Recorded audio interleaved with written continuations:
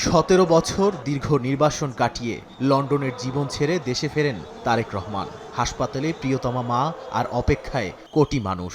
রাজনীতির আকাশে অনিশ্চয়তার কালোমেঘ সরিয়ে বড়দিনে ঢাকায় ফেরেন তিনি। বিমানবন্দর থেকে হাসপাতাল পথে কোটি জনতার ভালোবাসায় সিক্ত তারেক রহমান। দেশে ফিরেই বলেছিলেন, আপনাদের সামনে আমি বলতে চাই, আই হ্যাভ এ প্ল্যান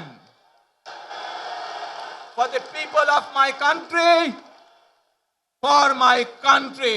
দেশে ফিরেই মায়ের মৃত্যু শোক নিয়ে প্রথমবারের মতো বিশ্বখ্যাত টাইম সাময়িকীকে একান্ত সাক্ষাৎকার দেন তিনি। সাক্ষাৎকারে বলেন, কোনো পারিবারিক পরিচয়ের কারণে নন, বরং দলীয় নেতাকর্মীদের সমর্থনই তাকে এই অবস্থানে নিয়ে এসেছে। টাইমের চোখে তিনি হয়ে ওঠেন বাংলাদেশের রাজনীতির ট্র্যাজিক হিরো। শুধু বিএনপি নয়, যার দিকে তখনও তাকিয়ে গোটা বাংলাদেশ।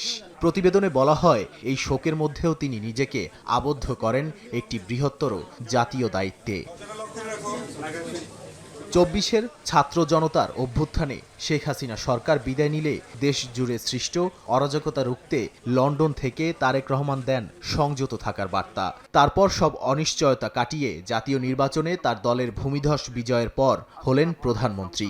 বাংলাদেশে গণতন্ত্রের পুনরুত্থানের এই যাত্রায় তিনি হয়ে ওঠেন রাজনীতির কাণ্ডারি। টাইমের বিশ্লেষণে বলা হয়, রাজনৈতিক পুনর্গঠনের এই সময়ে তিনি বিভক্ত রাজনৈতিক পরিসরকে একত্র করার চেষ্টা করছেন।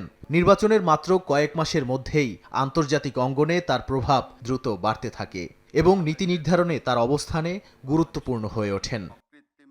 কয়েক মাসের ব্যবধানে টাইম ম্যাগাজিনের বিশ্বের 100 প্রভাবশালী ব্যক্তির তালিকায় স্থান পান তারেক রহমান। টাইম ম্যাগাজিন তার নেতৃত্বকে বর্ণনা করে রাজনৈতিক বাস্তবতার মোড় ঘোরানো এক গুরুত্বপূর্ণ শক্তি হিসেবে। নাদিম মারজান, সময় সংবাদ।